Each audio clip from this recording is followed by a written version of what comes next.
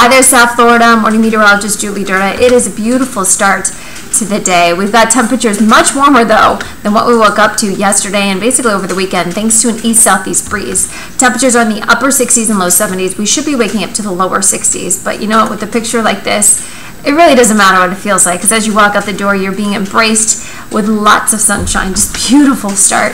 Here's what it looks like from our Hollywood Beach cam. Great way to start your Monday. A new work week and a new school week. It is the last full week of February, so enjoy it. Temperatures will warm up into the upper 70s and low 80s by this afternoon. Can't rule out a chance of a shower because of that east-southeast breeze, but I think rain chances will be limited. Any showers that do develop continuing throughout the morning will stick by the Keys.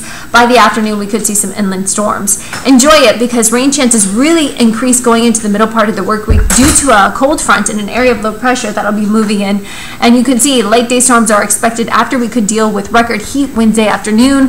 That could cause the instability to become more severe going into the evening hours with this storm that's going to approach. Once the front clears, cooler, drier, and comfortable weather for the rest of the work week and the weekend.